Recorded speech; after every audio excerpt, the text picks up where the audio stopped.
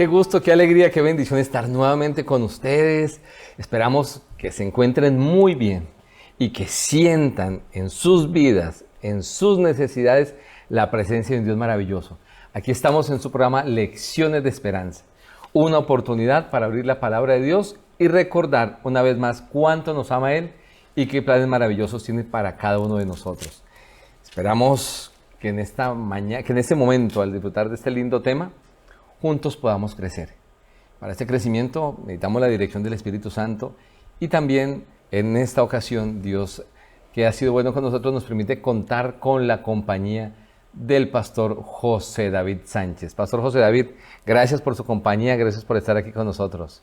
Es un gusto, pastor, y apreciados amigos, poder participar de este lindo programa que indudablemente enriquece nuestro crecimiento con Dios y sobre todo nos ayuda a entender mejor la voluntad que Él tiene para nuestra vida. Así es, pastor, la voluntad de Dios para nosotros. El pastor José David es el profesor, es el docente encargado de las prácticas ministeriales de los estudiantes de nuestra Corporación Universitaria Adventista, UNAC. Así que tremenda responsabilidad que Dios le guíe, pastor, yo, en esa formación de los muchachos. Siempre que abrimos la Biblia nos sorprende con cosas maravillosas. Sé que le ha pasado a usted, me ha pasado a mí, y seguramente al pastor también. En el libro de Génesis encontramos algo interesante. Luego de que se habla del diluvio, de un momento en el que Dios tiene que intervenir de manera drástica en el planeta Tierra, surge una nueva oportunidad para una familia, ¿no? Noé, su familia, la mayoría el resto de la gente fue destruida porque fue su elección. Aunque no dijeron quiero ser destruido, al no apartarse del pecado y Dios haber hecho un juicio contra el pecado, pues se aferraron a él, ¿cierto? Y fueron destruidos. Pero me impacta mucho, pastor, es que aún a pesar de que el ser humano le falla una y otra vez, porque bueno, viene el diluvio, pero luego del diluvio, que Dios le da esa oportunidad a los seres humanos, queda Noé y su familia. Y ahora yo le pregunto, pastor, después del diluvio, queda Noé y su familia, una familia que se preservaba en el arca, que conocieron la protección y la dirección de Dios. ¿Hay pecado también? ¿Estos seres humanos se desvían o se mantuvieron del todo fieles al Señor? Bueno, como el texto señalaba esta semana, realmente nosotros nos damos cuenta que a través de la historia bíblica y de la humanidad siempre ha habido una inclinación hacia el mal desde los mismos orígenes. Y eso lo vemos en uno de los hijos de Noé aquí, especialmente que relata el texto en los capítulos 9, 10 y que van a tener unas repercusiones especiales en el capítulo 11. Lamentablemente, la presencia del pecado continúa y por lo menos en esta primera parte la lección nos está mostrando cómo uno de los descendientes, Can, comienza en esa inclinación también que seguramente desde antes del diluvio también estaba allí en el corazón. Pastor, lo que usted menciona, vemos allí el ser humano, Dios una y otra vez nos da oportunidades. Vemos a un Noé preservado, un hombre que hizo todo como Dios le pidió, el arca en su momento, predicando, pero sale el diluvio y se embriaga, ¿cierto? Con vino y emborracha, queda desnudo, que una parte de emborracharse algo pasó y quedó desnudo. Se equivoca ese hombre tan especial con Dios, nos muestra la fragilidad y la paciencia de Dios con nosotros los seres humanos. Luego viene su hijo, como se menciona, Cam, y pues hace algo que era totalmente inapropiado, ¿no? Ver la desnudez de su padre, y más que verla, porque la Biblia no dice que fue de manera accidental, que no, es que entré y lo vi, ya por eso hubo un castigo. No, hubo como una especie de algo allí en su mente que no estuvo bien, porque la Biblia sí menciona que cuando sus hermanos se dan cuenta, con un respeto, caminando, ¿cierto?, hacia atrás para no ver la desnudez apenas se enteran, vienen y cubren a su padre, mientras de canso se habla algo distinto. Y la Biblia es clara en mostrarnos siempre que toda acción tiene su reacción, ¿cierto? Todo pecado también trae su consecuencia. Y Cam tiene que enfrentar la suya, pero me llama la atención que aún a pesar de que Dios llama la atención y le propina, por decirlo así, o le tiene que asignar un castigo por su falta, se ve la misericordia de Dios aún con Cam en este proceso. ¿Cómo la podemos ver, pastor, allí? Bueno, el relato que registra Génesis, particularmente 9, encontramos que el texto señala, dice que en el capítulo 9, versículo 24, cuando despertó Noé de su embriaguez, como lo está mencionando Pastor, y supo que le había hecho su hijo el más joven, dijo: maldito sea Canaán, siervo de siervos será sus hermanos. Registra el texto. Y luego añade: bendiga Jehová mi Dios a Sem y sea Canaán su siervo. Realmente lo que nosotros podemos intuir por el texto es que hay una intención en Can aquí. Y es que él no trata de cubrir esa desnudez y quizás lo hace con una intención premeditada. Y eso hace que finalmente él reciba esta declaración que está diciendo aquí el texto. Lo que esto implica es que aunque la misericordia de Dios obviamente está disponible para todos, siempre hay un resultado a un hecho, ¿cierto? Hay unas consecuencias y es lo que Can recibe en este momento. La historia bíblica luego se desarrolla que producto de eso es que luego ahora viene a lo que nosotros conocemos como los cananeos y toda la inclinación que nos registra la narrativa del texto y que por supuesto nos muestra cómo es que hay unas consecuencias. Aunque la misericordia de Dios está habilitada, finalmente Can recibe el pago a lo que él hace aquí. Y el texto nos deja ver una intención premeditada que tenía Can al no cubrir la desnudez de su padre, sino más bien tratar de ser un poco irreverente, pudiéramos decir. Ahora, el autor de la lección también nos está mostrando cómo ya se conocían algunas orientaciones, como el respeto a nuestros padres, como registra el mandamiento número 5, honra a tu padre y a tu madre para que vivas largos días sobre la tierra que Jehová tu Dios te da. Puede ser que Can no subestimó más bien estas declaraciones y por el contrario recibió esta declaración de su propio padre como un castigo, ¿no? Y que viene a desarrollarse luego en la historia de la Biblia. Y vemos que en ese castigo, pastor, se habla de que será sometido, ¿no? Que será servidor, pero había un mensaje también para Cam que tenía que ver con su propio nombre, que significa someterse. Y era que al ser sometido entendería que necesitaba de Dios y solo cuando el ser humano se somete a Dios está en armonía con Dios y las bendiciones de Dios llegan a él, ¿no? O sea, ese castigo de estar sometido a sus hermanos le enseñó también a aprender a someter su vida a la voluntad de los planes de Dios, que creo que es lo que más nos cuesta, ¿no? A veces el médico nos dice algo y nos sometemos a lo que el médico dice. En la empresa nos dicen algo y nos sometemos a lo que... Pero Dios nos dice algo y empezamos a cuestionar, a racionalizar, y por qué, y aquello, y a mí me gusta así. Entonces, qué importante que aprendamos a someter nuestra vida a Dios, a enfrentar las consecuencias de nuestras acciones, sometiéndonos a Dios y encontraremos en Él esperanza. Luego aparece el capítulo 9, en el capítulo 10 aparece una porción de la Biblia o un tipo de narrativa que para mucha gente no es muy atractiva y son las genealogías, porque aparecen nombres y a veces la gente que tal vez no le gusta leer mucho la Biblia o que no es muy asidua a la lectura de la Biblia no le encuentra esta parte como mucho sentido y a veces lo saltan. Dicen, no, hay nombres, pasemos al versículo.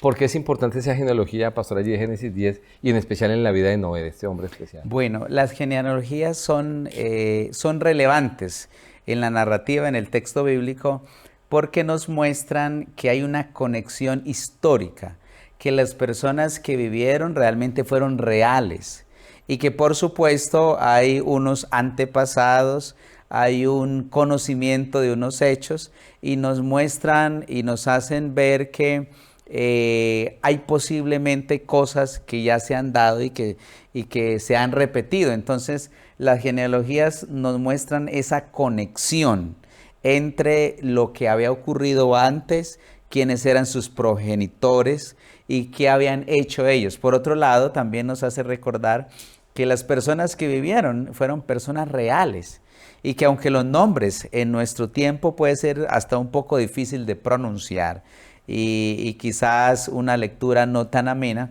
pero sí nos hace ver que realmente lo que ocurrió fue verdad, que fueron personas reales y que finalmente Dios permitió que vivieran determinados tiempos. Sobre todo recordamos de Matusalén, por ejemplo, que vive tantos años, que es el padre de Enoc y de tantos que aparecen allí en la Biblia. Entonces las genealogías nosotros las vemos como, pudiéramos decir, un repaso histórico de lo que ha pasado y nos recuerdan que los hechos que registra la Biblia fueron reales, que las personas que existieron fueron personas reales y que de alguna manera hay una conexión con ese pasado para hacer ver en el lector que Dios mantiene un orden en la historia. Ese orden en la historia. Y vemos en esa genealogía, pastor, que tanto en esta como en las que aparecen en la Biblia, también nos permiten hacer una trazabilidad a lo largo de cierto de la historia bíblica, también para el Mesías y en otros elementos, para conocer también el tiempo entre un suceso y el otro. Tiene un montón de elementos allí. Sí, uno de los detalles que se valora mucho de las genealogías, de hecho los evangelios, por ejemplo, Mateo y Lucas también tienen una parte introductoria y nos conectan especialmente desde dónde venía el Mesías, ¿sí? Sí. ¿Qué conexión? Por ejemplo, en el caso de los hijos de Noé, nosotros podemos valorar que allí entonces de Sem venía el Redentor, ¿sí? Y que Jafet obviamente también cumple una función muy especial dentro de esos padres que finalmente vienen a traer, a poder comunicarnos de dónde venía el Mesías. Entonces para nosotros es muy importante repasar eso, aunque se reitera, no es tan amena una lectura, pero finalmente nos hace ver cómo Dios ha sostenido siempre un remanente a través de la historia y desde dónde tiene unas raíces el Mesías prometido. Por eso vale la pena repasarlas y nos traen para nosotros un mensaje muy especial también. Así es, pastor. Y dentro de esos mensajes especiales de la Biblia está la unidad. Tanto el Antiguo y el Nuevo Testamento nos habla del unirnos, de estar unidos al Padre, de trabajar en unidad. Y la unidad es buena, pero como dice alguien, siempre habrá el pero. Y no es porque la unidad sea mala, lo que la puede hacer mala es el propósito con el cual nos asociamos. Y Génesis 11, luego de esta genealogía, nos da esa pauta para mirar quiénes estaban antes, quiénes estuvieron y quiénes vinieron. Nos habla de un elemento o una situación que se presentó en un lugar llamado Babel, ¿cierto? ¿Cuál fue el motivo que nos menciona la Biblia para que estas personas se unieran, esos postdiluvianos, esta siguiente generación luego del diluvio se unieran? Porque dice que se unieron y no pocos, se unieron muchísimos con un proyecto. ¿Cuál era ese proyecto, pastor? Sí, el texto menciona que la idea que ellos tenían era poder mantener esa unidad de la cual pues finalmente Dios había querido que pudieran distribuirse o irse a los confines de la tierra. Dice el texto que en Génesis capítulo 1, versículo número 2, aconteció que cuando salieron de oriente hallaron una llanura en la tierra de Sinar y se establecieron allí. Y un día se dijeron unos a otros, vamos, hagamos ladrillo, cosámoslo con fuego. Y así el ladrillo les sirvió en lugar de piedra y el asfalto en lugar de mezcla. Y después dijeron, vamos, edifiquemos una ciudad y una torre cuya cúspide llegue al cielo y hagámonos un nombre que por si fuéramos esparcidos sobre la faz de la tierra. Ellos querían mantenerse unidos. Y es interesante que en Génesis 1:28 y el capítulo 9, el versículo 1, encontramos que Dios había querido que ellos se pudieran distribuir en poblar la tierra. Ese era el ideal. De hecho, fue parte de la declaración que Dios le dio a Adán y posteriormente a Eva. Pero ellos, según los registros bíblicos y la orientación que brinda Juárez en este capítulo que presenta en Patriarcas y Profetas, la Torre de Babel, encontramos que ellos, hubo un grupo dentro de los descendientes de Noé que no simpatizaban mucho con los planes de Dios y decidieron mantenerse unidos a tal punto que hallaron en esa llanura y dijeron, aquí vamos a establecer el lugar con varios fines. Primero, mantenerse unidos. Segundo, querían descubrir cuáles eran las causales de ese diluvio que había ocurrido. Y en tercer lugar, si llegase a pasar nuevamente un diluvio, ellos pudieran estar a salvo. Ellos tenían esos planes. Y es interesante que en medio de los planes que tenían, Dios también toma una decisión. y ahí Él interviene. Así es, mire lo curioso, pastor. Dios le dice, vayan y poblen la tierra. Ellos quieren llevar la contraria a Dios, ¿cierto? Ubicándose en un lugar y haciéndose como un pueblo fuerte. Segundo, Dios había dicho, yo no vuelvo a destruir la tierra. Y ellos dicen, hagámonos un lugar y un nombre por si de pronto algo llega a pasar, como que si de pronto Dios nos falla. Entonces, como el diluvio había inundado la tierra, quisieron hacer una torre que en caso de un diluvio no lo fuera a afectar a ella. Vemos esa insistencia triste del ser humano que ha generado el pecado en hacer cosas en contra de los planes de Dios. Y siempre que lo hacemos sufrimos, porque lo mejor para el ser humano siempre será la voluntad de Dios. Pero me llama poderosamente la atención que aún a pesar de la rebelión del ser humano y que se unieron muchos para llevarle la contraria, el plan de Dios se cumple. Porque con una intervención pequeña de Dios, y algo curioso, pastores, ellos dicen, vamos, subamos al cielo. Y Dios también dice, vamos a descender. O sea, qué interesante que podemos aprender de eso, ¿no? Ellos quieren llegar al cielo y Dios dice, vamos a descender nosotros. Claro, el autor de la lección hace un paralelismo muy interesante de cómo parte del plan era llegar al cielo y descubrir finalmente qué había ocurrido con eso, ese diluvio, cómo había pasado, y querían tener acceso a la divinidad. Sin embargo, encontramos un detalle particular en el relato, y es que Dios desciende, ¿no? Dice el versículo capítulo 11 que estamos leyendo, versículo número 5, y Jehová descendió para ver la ciudad y la torre que edificaban los hijos de los hombres. Y dijo Jehová, el pueblo es uno y todos tienen un solo lenguaje. Han comenzado la obra y nada los hará desistir ahora de lo que han pensado hacer. Ahora pues descendamos y confundamos allí su lengua, para que ninguno entienda el habla de su compañero. En el relato de este capítulo nosotros podemos ver cómo es que Dios interviene. Ellos quieren llegar a donde está Dios, y Dios finalmente, que controla todo el universo, Él desciende. Uno de los temas relevantes aquí de este relato es cómo Dios desciende, Él controla, Él muestra su soberanía. Y la intervención de Dios ocurre en varios momentos, por lo menos en el jardín del Edén. También encontramos que Dios interviene. Cuando el hombre falla y se esconde, Él interviene. Dios interviene en el diluvio, en Génesis capítulo 6, que estudiamos. Y Dios sigue interviniendo aquí en el capítulo 11. En otras palabras, aunque nosotros podemos a veces darnos cuenta que Dios puede estar muy lejos, es más, puede quizás que nosotros pensemos que Él ni siquiera nos ve, pero el texto está señalando que Dios siempre interviene porque Él es un Dios soberano, porque Él cuida de nosotros y porque a pesar de que el hombre se desvía de los planes de Dios, Dios siempre usa su soberanía para tratar de hacer cumplir su voluntad. Que finalmente será lo mejor para nosotros como sus hijos. Así es. Pastor, ya para cerrar, ¿qué parecido, o sea, qué enseñanza nos da eso a nosotros? ¿Cómo está la sociedad de hoy? ¿Y cómo se aplica tal vez algo de eso que vivió esa generación en comparación de cómo vive el mundo hoy? ¿Cuáles son los planes de nosotros, a veces como seres humanos? ¿Y de qué forma podemos aplicar eso a nuestra experiencia Sí, personal? una de las lecciones que nosotros podemos aprender de este relato es cómo Dios se interesa en lo que ocurre en la tierra, ¿sí?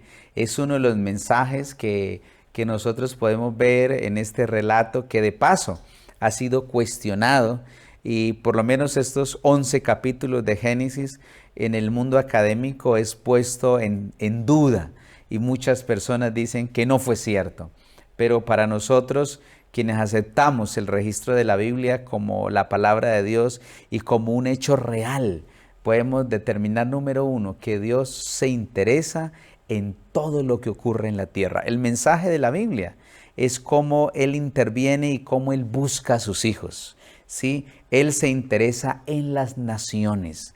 Él se interesa especialmente en aquellos que están alejados, porque de este grupo que emprende eso, realmente es porque se han apartado de los planes de Dios, que era dispersarlos, que finalmente se cumple al final del relato. Pero Dios muestra su soberanía en tercer momento. Uno de los temas que podemos aprender es que a pesar de que el hombre tiene unos propósitos, los propósitos de Dios siempre se cumplen. Dios controla los eventos que ocurren en este mundo y Él se preocupa por nosotros y todo lo que le ocurre a la humanidad. Realmente Él está atento a lo que pasa en nuestro tiempo. Es un mensaje que indudablemente podemos rescatar de este capítulo y que nos muestra que no tenemos a un Dios lejano, sino un Dios que está cerca de nosotros para ayudarnos y sobre todo para guiar nuestra vida cuanto más lo necesitamos. Así es, pastor. Y la parte con la que yo tal vez cierro esta parte, hablando de la Torre de Babel, es con lo que usted menciona, siempre Dios interviene. Dios siempre viene a intervenir, pero para darnos una nueva oportunidad. Intervino este mundo, ¿cierto? Para darle una oportunidad al universo, los ángeles que han ido del cielo. Interviene el Edén, para darle una oportunidad nueva a Adán y Eva. Interviene luego con el diluvio, para dar una nueva oportunidad a la raza humana. Y ahora interviene nuevamente en la Torre de Babel, porque si siguen en su plan, en lo que se han propuesto en su proyecto, finalmente no lograrían, en el éxito se frustrarían, y Dios tiene un plan maravilloso, no de frustración, sino de bendición. Y siento que si Dios está interviniendo en su vida y en la mía, a veces Dios interviene y pareciera disipar nuestros planes. Pero cuando confiamos en Dios, a veces esa situación que el Señor puede generar en nuestra vida, que pueda ser un alto en los planes nuestros, puede ser la mayor bendición que tengamos. Porque entonces Él vendrá, su voluntad se hará en nosotros y realmente seremos felices. Pastor, vamos a orar para pedir a Dios que nos guíe presente en ese proceso. Claro que sí. Señor, te agradecemos porque a través de este relato bíblico inspirado, nos trae la esperanza de saber que tú continúas controlando este universo, este mundo, que a pesar, Señor, de tantas cosas que ocurren y aparentemente la humanidad pareciera ser otros designios, finalmente tu voluntad se cumplirá. Y tú, Señor, regresarás también por su pueblo, por aquellos a quienes le hemos esperado y tú nos salvarás. Gracias, Dios, porque nos muestras a través de estas lecciones cómo cuidas de nosotros, de nuestra vida y sobre todo Dios nos muestra que el futuro que está muy cerca, Señor, va a ser una realidad en nuestra vida, especialmente al recordarnos una vez más que tú estás al control de todo lo que ocurre. Agradecidos, Dios, por darnos este privilegio y también, Señor, la oportunidad de cada día acercarnos más hacia ti. Bendice nuestras vidas en el nombre de Jesús. Amén. Amén, pastor, muchas gracias. Dios bendiga su ministerio, sus labores. Dios les bendiga a ustedes, les guarde, les acompañe y que puedan recordar que Dios es soberano, es omnipotente, que puede venir a tu vida a hacer un alto para darte un nuevo comienzo, una nueva oportunidad para que el plan perfecto de Dios de bendición se cumpla en ti. Dios te guarde y nos vemos muy pronto en una próxima lección de esperanza.